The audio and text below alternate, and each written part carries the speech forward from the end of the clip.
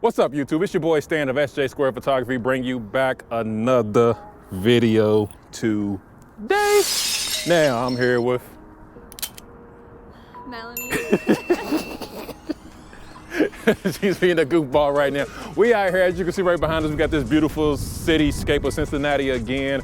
Today I'm actually just gonna be a long video. I'm gonna show you how I just work, show you a little behind the scenes, and I'm actually gonna take you into the computer and show you how I edit and just kind of go through my process after doing a shoot like this and just show you my whole entire process. So this is what we're gonna kind of get into. And of course I am now shooting with the Nikon Z7. I did trade it in my not my Z, but my D850. I traded in to get the Z7, so this is now my primary camera.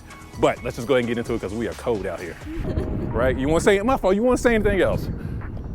Follow me on Instagram, _, oh look, it's Nelly, _. Yes, please go work with her. She's very, very talented. She'll be putting this work in out here, so please absolutely go work with her. Hit her up on her DMs.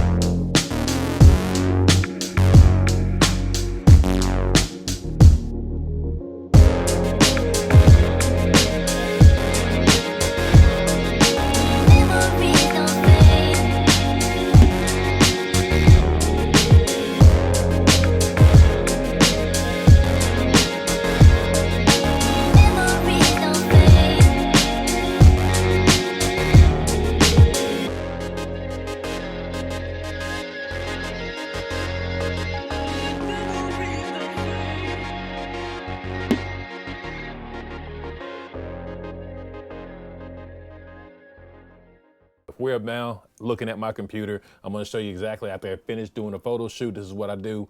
I come here, I plug in my external hard drive, as you can see right here on the side where it says SJ Photos. So that is my external hard drive. And what we're going to do right now, we're going to go ahead and open up Lightroom Classic. Library module ready to import. So I'm going to go ahead going down to my G7 right here. This is all the photos that we went ahead and took. Normally I will go through this, but just for this video purposes, I'm not going to go through them right now. So I'm just going to go in here, create a collection. I always name it the model's name, and I always put it in one of my collections. I got this sorted out the way I like it. I got portrait straight out of the camera because I do a step-by-step process, which I want to show you, but this is just the first step at what I do after I come back from a photo shoot. Go ahead and create it. And what I do is go ahead and import. As you've seen, like I said, she's an awesome model to work with. And then that's pretty much it with this step right here. I go ahead and import it into Lightroom. And then I'll go ahead and let it do its thing. I'll go ahead and let it sync up to the Lightroom so I can be able to get it on my mobile devices. The next step actually is gonna be on my iPad. Okay, now we're actually inside my iPad. The only thing I really use my computer for is to import my pictures into my external hard drive. After that, everything else I do is on my iPad. Now, as you can see, everything is nice and synced here. And this is what I got to go through now. So as you can see, we didn't take that many photos out here today, actually. So I just click on one, and I just pretty much just go through it. I go through a star system or a flag system. I go through the flag system, hit this little star right here on the side. And of course you swipe down, give you a negative, swipe up, it means you want to check it. So of course, all the ones I want, I'm just gonna put a negative flag on just like this. I'm gonna go through it real quick because I know these first few are just nothing. What I do is hit the auto edit, and then from there, I will pick if I want to keep it or not keep it. So this is the process I'm going to go through and do through these, these 200 something photos. So I'm just going to go and show, a little quick. But I'm very, very, very, very indecisive. So that's just one of my flaws, period, in life. I'm just very, very indecisive. I kind of like just going through auto and everything first because I honestly don't like, auto. If I don't like it, then hitting the start and going down, like, I feel like it just takes too much time. So I just rather just go straight through and just, put everything on auto already. And then I come back on through, and then you'll come back to me when I'm actually going through and picking what I want. So now I went ahead and went through the auto. So now my next step would be just go through the whole entire set and just see what I can use and what we're going to keep and what I'm not going to keep. Like I said, I'm not going to go through the whole thing. Once again, I'm just going to show you a few, and then I'm going to show you what I do with the ones I don't keep, just to give you an idea, like I said, of my process of what I do after a shoot. So I'm just going to slide right through here real quick. Like these right here, for a fact, like, we know I'm not keeping that, not that either. That right there, that right there. So, a few of these automatically like a no. It's actually a funny face. She was actually getting really frustrated with her hair because it was so windy out there. And then afterwards, after I got the whole entire thing go, what I would do is come up here and I go to the filter, and I'm going to hit the X because the ones I know. And then what I do is I select all of these right here, select all. And then what I do is I move it to a special folder that I got that I know I'm going to delete everything, and that's going to delete everything off my catalog. So I move it there. And then once from there, what I would do is, like I said, this is a thing, but once from there, what I'll do is I'll actually go here, go to share an invite. And then what I normally do is I will just copy this link, and then I'm going to go straight over and I'm going to send this to the model. Then from there, I will go ahead and tell her to choose some photos that she wants me to edit. All right. Now, after I get finished sending the link to the model, she'll be able to, I tell her to go ahead and choose the photo she wants me to edit. And she does that by pressing the heart on the link that I sent to her on the website. As you can see, this in the top left-hand corner right here, it's a little heart. That's the way she picks her photos on her end, and it syncs back to me in Lightroom. Now, back in the day, I used to actually do everything through Google Drive, and it was just a headache. I was trying to synchronize things and trying to figure out what she wants me to add and what's not. And when I found a feature that Lightroom was actually already can do this for you, made things a whole lot easier, a whole lot more synchronized, and just everything just a whole lot more easier. So, after she does this, she'll pick the photos she wants. I'll pick the photos that I want, and we end up with 20. As you can see in the beginning, we had like about 300 photos from that set in the beginning. But now we're knocking down to about 20. Like I said, I always tell the model to choose about between 15 photos, and then I will go through and choose some. So they always end up to between 20 to 25. Now, the reason why I do that is because of TFP. I like to have the model give a nice variety of photos. I don't like giving out, 5 to 10 photos like some photographers do. I like to actually give them a good, nice amount of photos because we're out there busting up, putting in work out there in the field for an hour and a half. So I want her to have enough content as well as myself to have enough content. So anyway, so that's what I'll do. And that's the reason why we're stuck at 28 right now. So now what I'll do from there is I will go through and hit edits. Now, let me tell you something. The Lightroom did an update probably about a couple updates ago where they absolutely added versions in there. And it's one of the best things that ever happened. I'm going to show you exactly what I mean. As you can see right now, some of the photos are already edited. That's because when I'm going through in my elimination process, I will go ahead and start editing photos just because my mind is racing and I want to see the creative feel I got and see how I want the mood of that picture. So I will automatically start editing photos while I'm eliminating. And then I'll do that. And this is one of the photos there, but I also, at the meantime, will create versions. Now let's go back to my point with versions. You click right here. You're able to add, able to do all types of edits, and you're able to save each version of the edit. So it makes it easier for you to come back to it.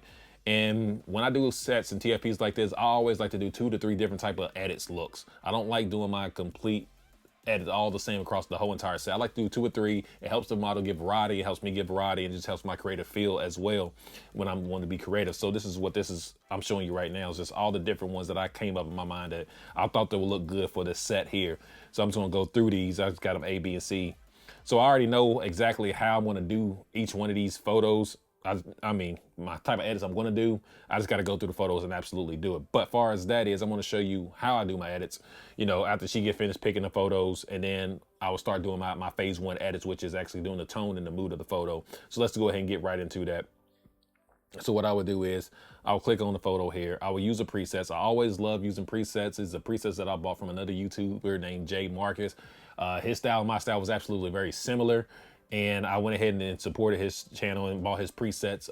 This makes it a whole lot easier for me because I'm a very, very indecisive photographer. I'm very indecisive. So this absolutely helps my process just a tad bit better to going through and just hurry up and click on things so I can see exactly what I want, and then I can just tweak it from there. So like I said, I already done this process, so I already know exactly which one I'm going to use. I'm going to use this PPE New York Volume 1.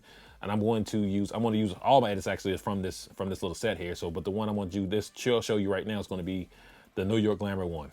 So after I do that, I'm gonna go ahead and just start editing. I always start with I don't start with my profile. I start with, of course, the exposure. You see it's a little bit darker, so I'm just gonna raise it up a tad bit. Of course, I shoot unexposed, but like I said, I'm still not kind of used to what's going on with the Z7 as of right now.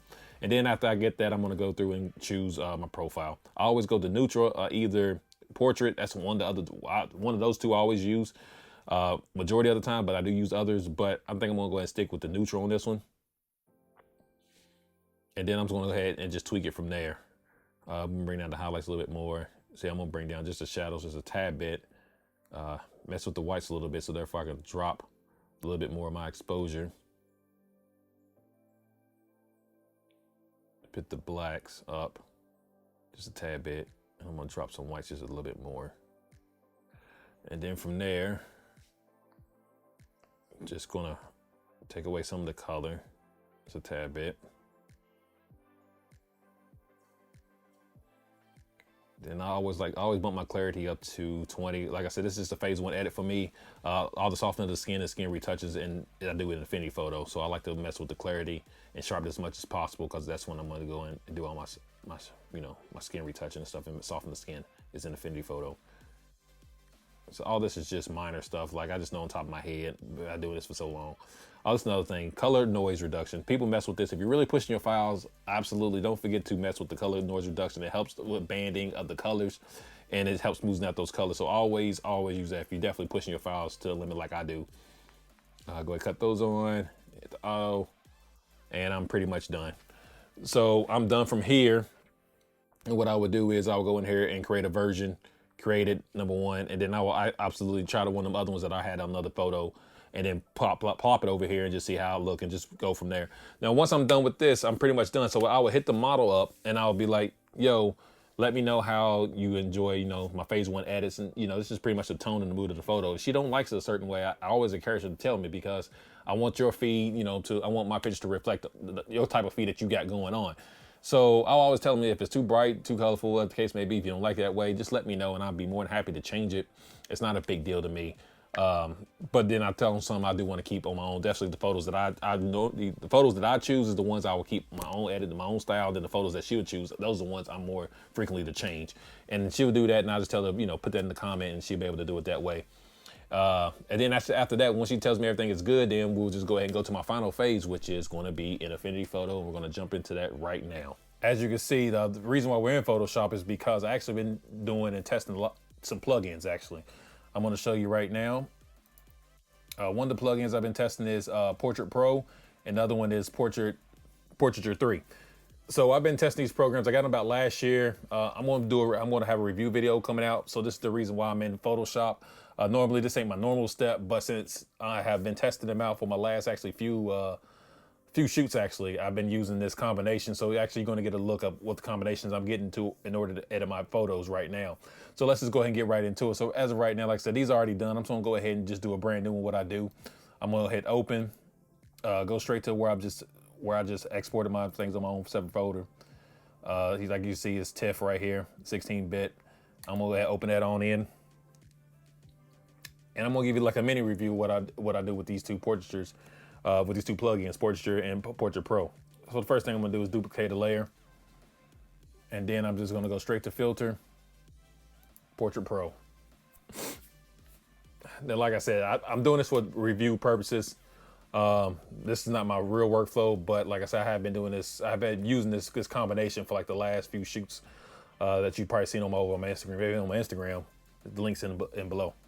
So go look at my Instagram, because Instagram sees it first. Portrait Pro is actually a really good combination. At first, it was kind of hard to kind of manipulate, or use. I ain't gonna say manipulate, but use. But after some testing as well, now I know exactly how to use it and not actually go overboard with it and still make it look natural. So like I said, this is gonna be a little quick thing. I'm actually probably gonna just speed right through this. All right, now as you can see, I'm done with this right now. So like I said, it's real quick. Like I said, I've been practicing. Been using, so I know how to use it. So like I said, I got a review coming on this program now. So once I get through with that, go ahead, click back. It's gonna go and say the changes that we just done. Now that one is done. Now what I'm gonna do is I go straight to Portrait 3. Now I know both of these are pretty much supposed to be the similar plugins, but they're actually totally different. And I'll tell you why I use both of them. Seems like the best results I get is actually using both of them in conjunction instead of using one versus the other. So there I am. Now, once I'm done with this, what I do is I go ahead and merge those two layers together. Look at the before and after, what those two programs just kind of helped me do right there. And then I'll just save as, and just save it over the original file. And that's pretty much done. And then from there, I'm gonna go into Affinity Photo. Okay, now we are in Affinity Photo on the iPad. Now, as you can see right here, I've done most of my work already. This is already done, but now I'm going to show you my final process of the last image that we just got finished doing. So what I do is, like I said, from Photoshop, I upload everything up to the iCloud, and everything. I'm just going to run through this real quickly. I've done a video on this a while back. It's description going to be in the link below or up the top, so you can go check it out. So I'm going to come in here, go ahead and download my photos from the iCloud to go ahead and import it into Affinity Photo. So I'm just going to go and fast forward through this. Now, as you can see, the importing process is now done. Now, once again, I'm not gonna go through and explain this through detail. I got videos of the tutorial already showing you how I do my editing and my portrait retoucher in here. So this is going to be a whole fast forward experience, and then I'm just gonna come back at the end and just kind of tell you what I do from this end part.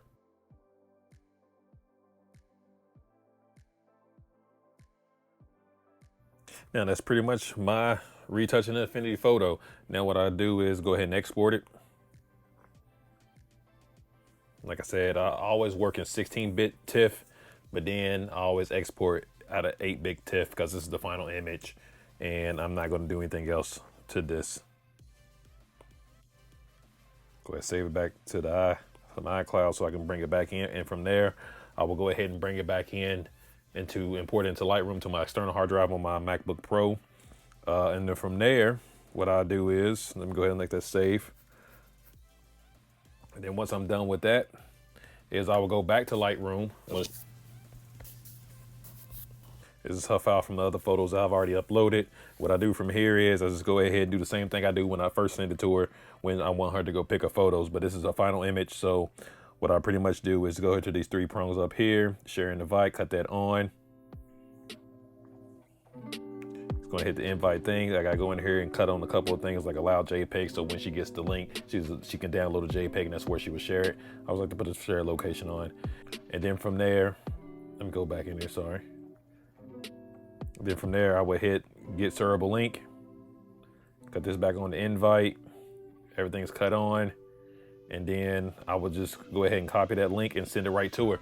And that would be the end of that. So, all right, now you made it at the end of the video. I really hope you enjoyed that little process that I just showed you how I do my typical shoots and edits and interact with the models even after the shoot. So this is more for the fact of after the shoot, really. This is what this is all about. Not more focus on the shoot, but just after the shoot and how I just go through my process.